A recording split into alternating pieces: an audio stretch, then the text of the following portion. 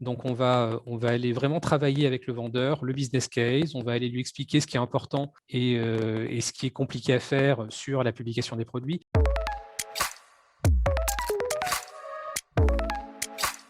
Bonjour à tous les auditeurs du podcast Les Experts Marketplace. On est très heureux d'accueillir aujourd'hui Vincent Cotte, directeur Marketplace de La Redoute. Bonjour Vincent. Bonjour Alexandre.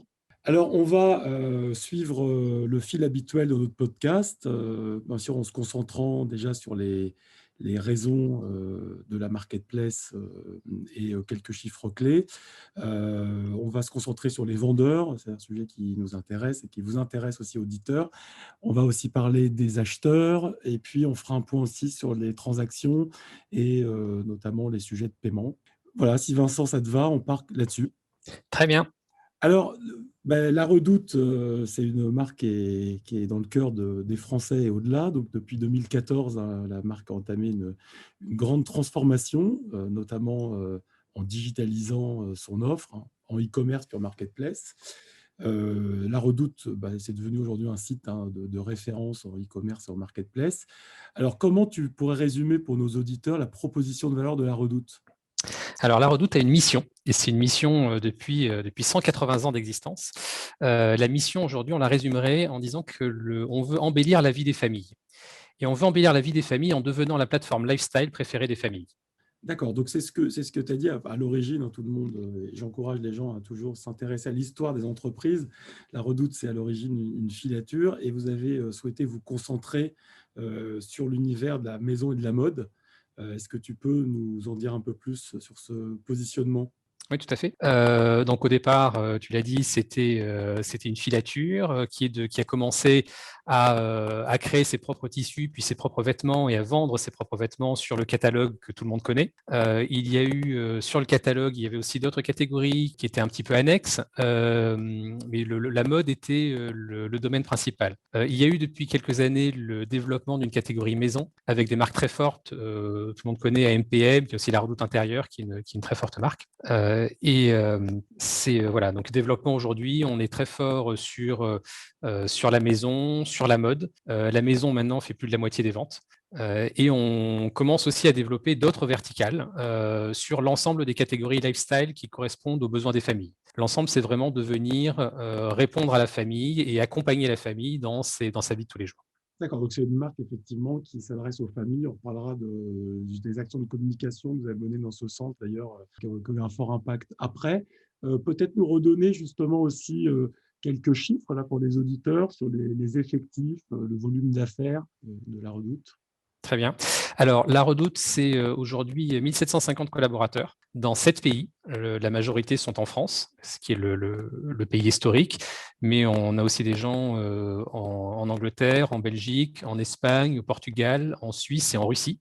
Dans le monde, c'est 10 millions de clients, 12 millions de visiteurs uniques par mois.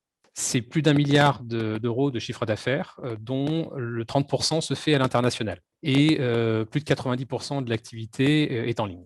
D'accord. Et donc, sur ce milliard d'euros de volume d'affaires, tu m'indiquais, là, quand on préparait le podcast, qu'un tiers des ventes concernaient la marketplace, en fait.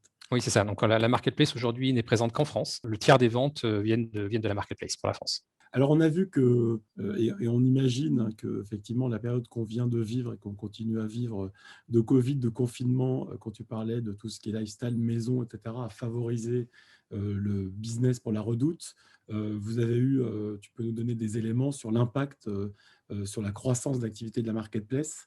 Oui, alors l'ensemble de la Redoute a bien sûr bénéficié de cette période où finalement les Français se sont retrouvés livrés à eux-mêmes avec des magasins fermés. Ils se sont retrouvés à fixer leur mur blanc et ils se sont dit que finalement, ce serait bien de décorer tout ça. Donc, on a eu plusieurs catégories qui ont très très fortement cru. La maison en fait partie. Dans l'ensemble, la marketplace a une croissance à 2 chiffres et à 2 gros chiffres en 2020. Certaines catégories ont eu des croissances même à 3 chiffres. D'accord. Et ça a été chez nous aussi un développement de catégories nouvelles, de catégories un petit peu spécifiques.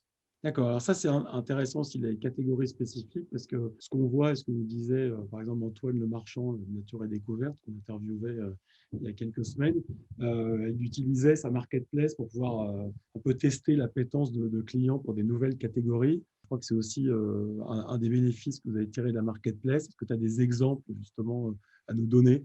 Oui, alors j'ai un exemple, je parlais des Français qui fixaient leur mur blanc en étant confinés chez eux. Il y a une catégorie chez nous qu'on avait testée en marketplace, qu'on ne développait pas forcément à la base, qui est le papier peint. Le papier peint a explosé à partir du premier confinement. Et c'est quelque chose qui est encore très fort aujourd'hui. Donc voilà, c'est une catégorie sur laquelle on a pu trouver de l'offre grâce à la marketplace, grâce à la richesse de l'écosystème des marchands. Et on a pu lister cette offre assez rapidement et tester, prendre la température et voir que c'était une catégorie qui a très bien marché. Ouais. Donc ça, c'est intéressant parce que c'est effectivement la marketplace, c'est beaucoup de data et puis c'est aussi la possibilité d'intégrer finalement grâce à l'écosystème des vendeurs à des coûts optimisés des nouvelles catégories de produits pour pouvoir tester l'appétence auprès des clients. Alors, vous avez beaucoup, alors, sur votre marque propre, investi dans la logistique. On a vu un centre logistique hyper moderne, souvent dans les médias. Est-ce qu'aujourd'hui, c'est des sujets que vous souhaitez peut-être demain étendre sous forme d'offres fulfillment aux vendeurs marketplace? Alors effectivement, la Redoute a développé une offre logistique qui est excellente, hein. C'est des images qui passent et ça donne très très bien à l'écran. C'est un entrepôt entièrement automatisé. Ce sont les cartons qui se déplacent, c'est non pas les employés qui vont les chercher. C'est très bien, c'est très efficace et à la fois en termes de productivité, parce qu'on arrive à préparer une commande très très rapidement, et également en termes de coût. Mais c'est des choses qui doivent être très normées. Donc c'est super pour une activité qu'on maîtrise de A à Z. C'est un peu moins applicable quand on veut gérer les produits et les commandes d'autres vendeurs. Donc aujourd'hui, cette logistique est vraiment uniquement pour les ventes qui sont faites par Redoute, pour les produits vendus par Redoute. Maintenant, ça ne veut pas dire qu'on n'offre pas de service aux vendeurs marketplace. En fait, aujourd'hui, on est très tourné en termes de service vers l'accompagnement de nos vendeurs. Ça va être un peu notre marque de fabrique. On va s'adresser à des vendeurs déjà qui ne connaissent pas forcément les marketplaces. Le positionnement qu'on a pris, c'est qu'on va chercher des vendeurs qui sont experts de leurs produits. Donc, on est vraiment, comme nous, d'ailleurs, on se targue d'être experts des produits qu'on porte sur le prêt-à-porter, sur la maison. Donc, on va chercher des vendeurs qui sont très, très bons sur le produit. S'ils sont très bons sur le produit, ils ne seront peut-être pas très bons à la base sur les ventes sur les marketplaces. Il y a des choses qu'ils vont découvrir, c'est des secteurs, des activités qu'ils vont essayer pour la première fois avec nous. Et du coup, on essaie de beaucoup les accompagner, que ce soit au début de leur projet. Il y a plein de vendeurs qui viennent nous voir en disant « j'ai le projet de vente sur la marketplace, mais est-ce que vous pouvez m'expliquer ce que c'est une marketplace, comment ça marche, etc. » Donc, on va les accompagner là-dessus, on va leur donner des best practices, on va essayer aussi de les orienter dans l'écosystème des marketplaces, parce que c'est un écosystème avec énormément de prestataires qui peuvent exister. Et donc voilà, et donc on essaie vraiment, pareil, de les accompagner lors de leur intégration, et puis même une fois qu'ils sont sur le magasin. Alors donc, c'est effectivement une de vos propositions de valeur fortes, hein, l'accompagnement, l'éducation, etc. Maintenant, je pense que compte tenu de la force de votre marque, séduire les vendeurs, c'est pas ce qu'il y a de plus compliqué. Le sujet, c'est vraiment effectivement de les accompagner. Alors, sur le sujet justement d'accompagnement, il y a tout ce qui concerne notamment le catalogue produit, donc qui est un vrai sujet. Comment vous traitez, vous faites justement particulièrement attention à ce qu'il y ait un bon niveau de qualité de la donnée produit de la part des vendeurs? Tout à fait. À la Redoute, on considère qu'on a un rôle de curateur vis-à-vis de nos clients. Donc, c'est non seulement un niveau de qualité de la donnée produit, mais aussi, au démarrage, un niveau de qualité du produit. Donc, on a tout un cahier des charges sur les produits, sur leur qualité, ce qu'on accepte, et sur la publication. Pour vous donner une idée de la sévérité de nos critères, on a beaucoup de demandes entrantes, hein, de gens qui veulent publier leurs produits sur la marketplace de la Redoute. On accepte à peu près 1% des demandes. Et à côté de ça, on va aller chercher des marques qui n'avaient pas forcément pensé publier sur les marketplaces. On va surtout aller voir des marques pour qu'elles publient leurs produits en direct, plus que d'utiliser des revendeurs. Et on veut vraiment voir des gens qui sont experts de leurs produits. Et le produit, chez nous, ça veut dire d'une part la qualité. Ça veut dire également un style qui est dans ce qu'on veut offrir à la Redoute, qui est un positionnement avec un style qui ne va pas être déconnecté de la tendance, qui ne va pas être non plus trop à la pointe. Donc voilà, on a ces définitions de style, on a des choses après qui sont importantes pour nous sur la qualité produit, sur l'impact environnemental. On n'accepte pas de copie d'une marque, donc on va vraiment rester sur, et je ne parle pas de contrefaçon, hein, je parle des MeToo qui sont parfois un peu évidents. Oui, bien sûr, d'accord. Voilà, on n'accepte pas non plus alors ça, je sais que tout le monde n'a pas la même approche, mais on n'accepte pas de revendeurs non autorisés. C'est pour ça qu'on va chercher à avoir la marque en direct, ou alors c'est sa distribution autorisée, mais on ne va pas chercher à s'approvisionner sur le marché gris. D'accord. Alors tout ça, du coup, enfin, c'est un sujet que négligent souvent alors, les gens qui, enfin vous n'êtes plus là, mais qui lancent des marketplaces et toute la phase d'onboarding des vendeurs, que ce soit l'onboarding business et l'onboarding plus technique. Vous, ça prend, tu disais en général 3 à 6 mois, c'est ça? Oui, 3 à 6 mois, alors selon le degré de préparation de la marque. Une marque qui a déjà une donnée produit très complète, très structurée, ça peut aller assez vite. Ce qui prend le plus de temps, en fait, c'est vraiment de venir matcher nos guidelines catalogue. Vraiment notre nomenclature, les catégories, les attributs. On peut aller dans des choses très précises. Un manteau long, ce n'est pas la même chose qu'un manteau court. Ah oui, bien sûr. Et c'est ce Et en qui fait, si on fait ça, c'est aussi parce qu'on a des clients qui ont un comportement qui peut être très différent de celui d'autres sites. Il y a des sites d'e-commerce de référence sur lesquels plus de 95% des ventes, c'est du search. Donc, le client tape un produit dans le moteur de recherche et c'est ça qui ressort. En fait, sur la Redoute, c'est les clients, la moitié vont utiliser la recherche, l'autre moitié vont utiliser la navigation. Ah ouais, C'est-à-dire qu'ils vont faire du lèche-vitrine. Je vais acheter une robe. Qu'est-ce qu'il y a en robe? Tiens, qu'est-ce qu'il y a dans les nouveautés? Ah ouais, ça c'est pas mal, etc. Et donc, c'est pour ça qu'on a une donnée produit qui est très complexe, puisque les clients vont dire, ah ben oui, je vais chercher plutôt avec un col de ce type, plutôt telle matière, etc. d'accord. Oui, ça c'est intéressant parce qu'effectivement, tous n'ont pas la même utilisation ou même approche de leur recherche. On discutait avec Philippe de Chanville de Mano Mano qui disait que l'une des problématiques sur lesquelles ils avaient beaucoup travaillé, c'était le search, parce que quand on arrive dans un magasin de bricolage, souvent on ne sait pas le nom du produit qu'on qu'on recherche. Et donc, il y a un vrai sujet pour essayer de justement bien traiter et analyser les demandes des clients. OK, donc tout ça permet aussi de… Ce qu'on note aussi, ce qui est intéressant, hein, c'est le fait d'avoir une offre aussi cohérente avec aussi votre marque et les valeurs de votre marque. Quand tu parlais du lifestyle, etc., il faut que ça rentre dans cette catégorie.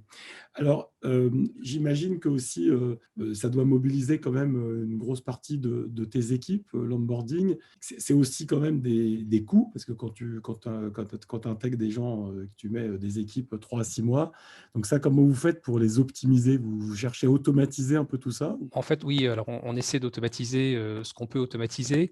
Maintenant, on travaille beaucoup sur la communication.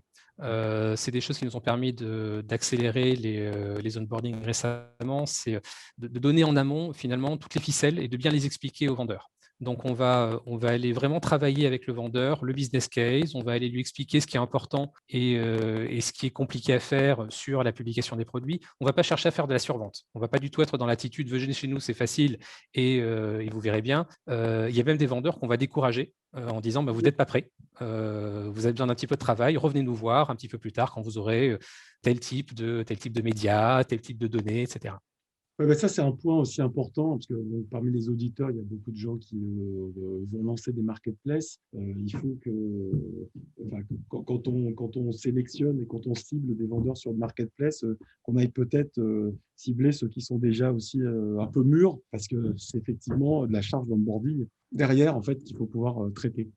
Alors, justement, là, on a parlé de l'onboarding, mais après, il y a effectivement la gestion du vendeur tout au long de sa vie avec la marketplace. Il y a des marketplaces qui peuvent être très, très rigides et dirigistes avec les vendeurs effectivement les menaçant, de les suspendre s'ils refusent une partie des commandes, etc., ou trop de commandes. Comment vous accompagnez justement ces vendeurs parcours avec la marketplace? Alors ça, c'est le cas quand les choses vont mal, mais Oui, déjà, on va gérer le cas dans lequel tout va bien. d'accord. Chacun de nos vendeurs a un account manager qui lui est dédié. Donc, il y a des échanges réguliers entre les account managers et les marques. Le but étant justement de ne pas arriver à ces situations où ça se passe mal et de pouvoir donner au vendeur des pistes pour améliorer sa transformation, pour améliorer son traitement de la commande, etc. Ça peut être très varié selon les vendeurs. Maintenant, quand ça se passe mal, on poursuit cette logique de partenariat. C'est-à-dire qu'on ne va pas avoir cette logique que certains peuvent avoir de dire attention, une infraction et la deuxième, c'est dehors. Ouais. Non, nous, on va être vraiment toujours dans un partenariat avec les marques. On va leur partager leur KPI sur les commandes, sur la relation client. Ça, c'est quand même des choses qu'on surveille de très près, hein, l'expérience client sur notre site.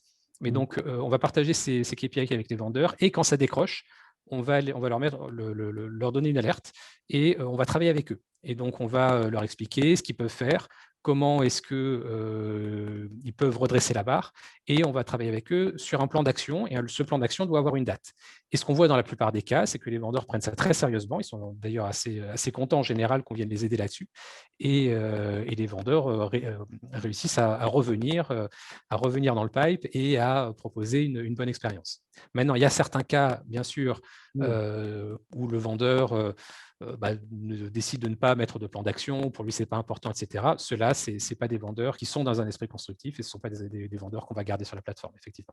D'accord. Donc, vous êtes vraiment dans un esprit d'éducation, un esprit de partenariat, et moins dans un esprit de répression, de sanction. Oui, Euh, puisque, encore une fois, on investit vraiment du temps sur l'onboarding de nos vendeurs. Donc, on construit quelque chose qui est fait pour le long terme. Ben, voilà, tout à fait, parce que c'est vrai que finalement, quand on investit du temps, etc., on n'a pas envie de détruire la valeur qu'on a créée immédiatement, quoi. C'est intéressant, enfin, une approche qui paraît créatrice de valeur, en tout cas à moyen long terme. Alors, si on a parlé des vendeurs, et effectivement, et voilà, je pense que tu as bien décrit la manière dont vous les accompagnez dans l'onboarding, dont vous les cibliez, dont vous les sélectionniez. Si on parle un peu des acheteurs, tu as dit indirectement en creux, tu as donné quelques éléments sur les profils des acheteurs, puisque effectivement on est dans le domaine du lifestyle de la maison. Quel est le profil un peu moyen de l'acheteur sur la marketplace de la Redoute? Alors, sur la marketplace, ça va être la même chose que sur le site de la Redoute en général, Oui. puisqu'on a voulu faire en sorte que ce soit transparent pour le client. La plupart de nos clients, ils ne savent pas ce que c'est une marketplace. Ils ne comprennent pas les vendus par, etc. Donc, pour eux, ils sont sur la Redoute, ils achètent sur la Redoute. Donc, on a voulu garder une expérience qui soit la plus cohérente possible pour le client. Donc, leur profil, ce sont très majoritairement des femmes qui achètent pour la famille, hein. Ça ne veut pas dire qu'il n'y a que des collections féminines qui sont achetées, au contraire. Mais les acheteuses sont principalement des femmes, avec un âge moyen qui est à 42 ans aujourd'hui, mais avec un gros écart type. C'est 10 millions de clients, c'est énorme, hein, on couvre énormément de gens.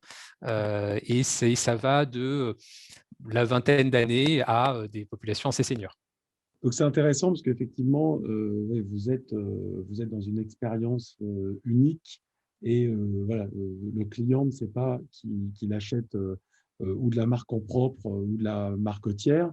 Maintenant, quand il a un sujet avec le vendeur, il passe quand même plutôt par votre service client et après vous le reroutez vers le vendeur. Ou comment ça se passe? Alors, ça dépend. On met en avant le lien vers le vendeur, puisqu'effectivement, quand c'est le vendeur qui expédie, la majorité des contacts, c'est où est mon colis, où je veux faire un retour. Et donc, ça, il n'y a que le vendeur qui va pouvoir répondre. Donc, on met bien en avant le canal de communication vers le vendeur qui est le plus efficace. Maintenant, on a des clients qui ne vont pas regarder, qui ont l'habitude d'acheter sur la Redoute et qui appellent directement le service client de la Redoute. Et dans ce cas-là, ce qu'on fait, c'est déjà, on essaie de répondre aux clients. Quand on a toujours le tracking du colis, donc quand on sait où est mon colis, attendez, madame, je vais voir sur le site du transporteur, voilà, je vois qu'il sera livré demain. Très bien. Le client n'a pas besoin d'aller plus loin. Et quand on ne peut pas y répondre nous-mêmes avec les éléments dont on dispose, on envoie directement une communication au vendeur de la part du client. D'accord. Donc ça, c'est effectivement intéressant parce que ça fait le fait de passer en marketplace ne veut pas dire que effectivement on ne doit plus gérer la relation avec le client et il faut organiser le service client. Alors vous avez bon, ces acheteurs dont on parle, il faut les faire venir. Alors vous avez fait récemment une super campagne média TV là, avec le film sur la famille qui a réveillé un peu, qui jouait sur le souvenir de la Redoute dans l'esprit des Français. Ça vous a apporté de la notoriété, mais aussi du trafic, beaucoup. Oui, alors ces films-là sont pas faits pour amener du trafic immédiatement. Ça en amène, hein. Oui, ça Mais m'amène c'est directement, voilà. mais ce n'est pas le but. C'est un film Mais corporate. c'est surtout là, comme tu disais, pour réveiller cette identité de la Redoute, qui est une marque qui est chère aux Français. C'est quelque chose de très amusant quand on présente la Redoute à des marques. On a toujours l'anecdote personnelle. Ah, quand j'étais petit, j'avais le catalogue, on choisissait avec ma mère les jouets pour Noël, on allait regarder les pages, on allait cocher les produits qu'on voulait, etc. Donc tout le monde a sa petite anecdote. Et en fait, c'était vraiment le but de ces films, hein, qui sont très beaux films qui ont été réalisés par Ouais, Géraldine Nakache ouais, avec l'agence Fred et Farid. ouais. Donc le but, c'était vraiment, voilà, de jouer sur cette fibre-là, de réveiller ce souvenir que tout le monde a, souvenir familial du gros catalogue de la Redoute. Donc, D'accord. c'est vraiment construire la part de cœur, c'est vraiment raviver auprès des clients le souvenir de la Redoute au moment où ils vont vouloir acheter quelque chose. Donc, c'est vraiment cette considération qu'on a voulu construire avec ce film. Après, sur l'acquisition de trafic, on va être comme les autres e-commerçants, on va aller Mm. chercher le trafic là où c'est efficace, Mm. et c'est-à-dire chez Google, par exemple, on travaille énormément avec Google sur tout le trafic payant, sur les réseaux sociaux. On va être assez fort sur Instagram, même maintenant sur TikTok. Donc voilà, ça va être. Et puis on va animer notre base, qui est une très grosse base avec des emails, etc. D'accord. Alors, sur la recherche, on a parlé un peu tout à l'heure en disant qu'effectivement, il y a 50% de navigation, 50% de search. Alors, vous êtes sur une techno interne sur le search, c'est ça? Oui, Ok. oui, oui. Et puis, tu as beaucoup de navigation cross-catégorie, ce que tu disais tout à l'heure. Il y a aussi effectivement ce côté qui est peut-être d'ailleurs voilà, le souvenir passé des gens qui feuilletaient le catalogue, hein, le côté lèche-vitrine, qui demeure fort. Là, on parle d'offres qui sont B2C. Vous avez déjà une activité B2B, tu peux nous en dire aussi quelques mots? Oui, donc le principal, comme tu disais, la principale activité, c'est la vente aux clients. Et tu décrivais très bien, on a des clients qui viennent feuilleter les pages du site comme ils feuilletaient le catalogue avant. Donc, on ne veut pas être un site transactionnel, en fait, hein. On veut vraiment être un site sur lequel les gens vont voir plein de produits, plein de catégories, et ils peuvent tout à fait, pour reboucler avec la question sur le trafic, ils peuvent tout à fait avoir cliqué sur un produit, sur un aspirateur qui leur plaisait parce que c'est ça qu'ils cherchaient, et puis finalement repartir avec une table. Ouais, d'accord. Et pour le B2B, en fait, ça partait du constat qu'on a de très bons produits. Alors là, ça va surtout être sur les marques propres. C'est moins la marketplace. Et du coup, en fait, ces produits, on meuble des particuliers, bien sûr, mais on l'a aussi proposé aux professionnels pour meubler des bureaux, des chambres d'hôtes, des chambres d'hôtel, des entreprises, etc. Donc, voilà, c'est une activité qui est encore petite pour la Redoute, mais qui se développe bien. Puis l'offre est vraiment sympa. Ça permet d'avoir vraiment des meubles de qualité qui vont changer du meuble de bureau classique.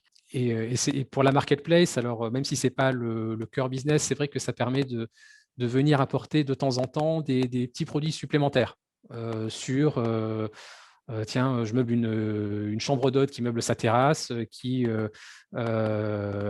des tables, des canapés de jardin des marques La Redoute, mais qui va aussi acheter un Brasero parce que pour l'hiver, c'est mieux d'avoir une petite source de chaleur comme ça dans le jardin. D'accord. Et ce Brasero n'est pas fourni par La Redoute en marque propre, donc ça va être une grande marketplace.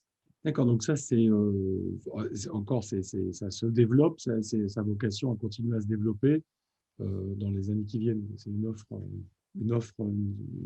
parallèle, quoi, en fait. Tout à fait. Alors, on va arriver au terme des 30 minutes, mais enfin, on réenregistrera, on refera de toute façon, moi je le fais souvent avec les, les gens que j'interviewe, une séance dans 6 mois pour voir ce qui aura évolué. Je suis sûr qu'avec vous, beaucoup de choses auront encore changé. Mais si on pouvait finir avant la conclusion sur la transaction, vous êtes dans plusieurs pays, je vous disais tout à l'heure, donc j'imagine que enfin, le paiement, on le découvre hein, vraiment quand on s'intéresse au marketplace, on pense que le paiement c'est mondial, mais enfin c'est très local, les manières de payer sont très différentes d'un pays à l'autre. Vous êtes en multi-PSP, tu peux nous dire un mot là-dessus? Oui, alors donc on va utiliser plusieurs PSP parce que la carte Visa ou la carte Mastercard, c'est assez universel, mais selon les pays, l'adoption et l'usage n'est pas le même. Donc, on va pouvoir utiliser soit avec les mêmes PSP, soit avec des PSP différents, on va pouvoir couvrir des besoins locaux. Par exemple, au Portugal, il y a un système qui s'appelle Multibanco, qui est une très forte demande, qui permet de payer sa transaction un peu plus tard, en fait, de simplement la réserver au moment de la commande. En Suisse, il y a beaucoup d'utilisation du crédit. Donc voilà, il y a vraiment des spécificités locales qu'on a voulu aller couvrir. D'accord. Pour la validation des paiements, en fait, vous fonctionnez, en fait, vous donnez cette validation au moment de l'expédition, c'est ça? C'est ça. En fait, on va prendre un pré-approval du paiement au moment de la commande, Oui. mais le client ne sera débité que quand le colis est expédié. Ce qui est d'une part bien pour le client. Il n'y a pas de risque de débit alors que pour une raison ou pour une autre, la commande doit être annulée. Ça laisse aussi au vendeur la liberté d'annuler les commandes si jamais il y avait une unité en stock, elle a été vendue sur un autre canal au même moment, etc. C'est quand même plus simple d'annuler cette commande plutôt que d'avoir à traiter un remboursement, etc. Et ça évite aussi pour nous d'attirer certains vendeurs ou de faire naître certains comportements auprès des vendeurs qui pourraient vouloir engranger des commandes pour avoir du cash et finalement pas expédier grand-chose ou pas l'expédier tout de suite. Donc ça, D'accord. c'est au moins quand on ne débite le client et qu'on ne paie le vendeur qu'à l'expédition du colis, on évite ça. Alors là, tu introduis le sujet de la gestion de la trésorerie ou d'aider tes clients à gérer leur trésorerie. Donc, vous avez notamment mis en place du paiement plusieurs fois. Ça, vous en mesurez l'efficacité sur certains produits. Oui, c'était une demande client parce qu'il y a des achats, notamment sur le meuble. Ouais. Quand on achète un canapé de 1 000 €, tout le monde ne peut pas les sortir en une fois. Donc, voilà, c'est un type de paiement qui fait complètement sens dans notre offre. D'accord. Donc ça, j'imagine que vous travaillez aussi sur des innovations dans ce domaine. Tu nous en diras plus la prochaine fois.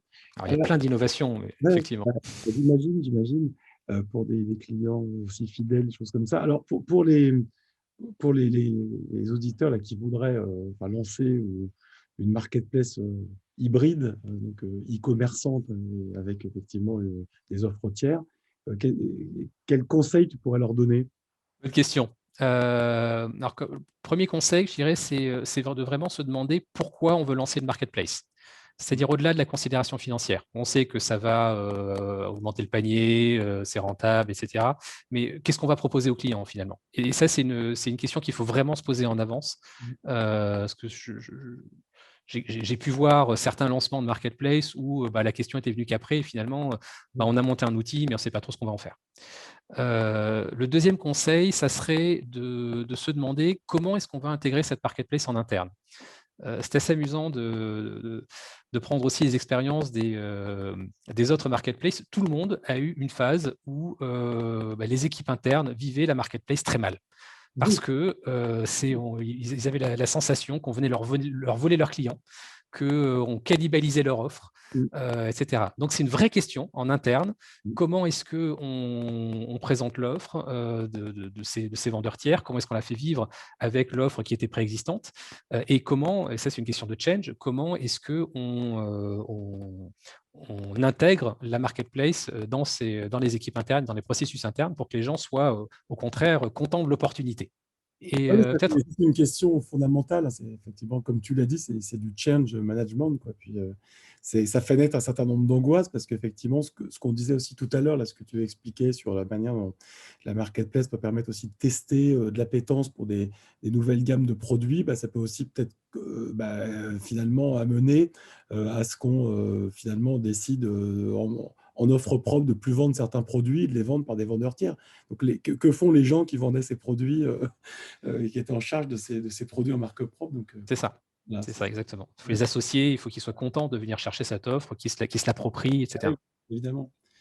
D'accord. Et peut-être une dernière chose, c'est de se demander quel est le modèle de marketplace qu'on veut mettre en place. Parce qu'une marketplace, au final, c'est un terme très générique. Il n'y en a pas de pareil. Mhm. Si on fait un parallèle, parce que le marketplace, c'est une place de marché, le marché, ça va du souk au bon marché, pour faire un mauvais jeu de mots, Oui. en passant d'ailleurs par l'hypermarché avec la galerie commerciale. Mhm. Donc, ça peut être très, très varié. Et les marketplaces, c'est aussi varié que ça. Donc, c'est important de savoir à l'avance ce qu'on veut en faire, d'avoir un mode de fonctionnement qui va être clair, clair pour les clients, clair pour les vendeurs. Et ça va servir aussi à se positionner par rapport aux autres marketplaces. Par exemple, dans le prêt-à-porter, la Redoute, voilà, j'ai expliqué tout à l'heure, est une marketplace qui va avoir un rôle de curateur de produits, etc. Ça peut très bien vivre face à des marketplaces qui vont plutôt aller axer sur des produits pas chers, d'un peu moins bonne qualité, d'autres marketplaces qui vont être plus sur du reconditionné ou du C2C, etc. Et donc, on a notre place dans cet écosystème. Bah, écoute, merci beaucoup, Vincent. Donc, on arrive au terme de ce podcast. Donc, merci d'avoir, par tes propos, aussi embelli la vie des familles, à l'image de ce que fait la Redoute. On aura donc la possibilité de retrouver cet épisode sur Apple Podcast, Deezer, SoundCloud, Spotify et également sur le site marjorie.io dans la rubrique podcast. Merci beaucoup, Vincent, et à très bientôt pour un update de cet épisode. Merci Alexandre.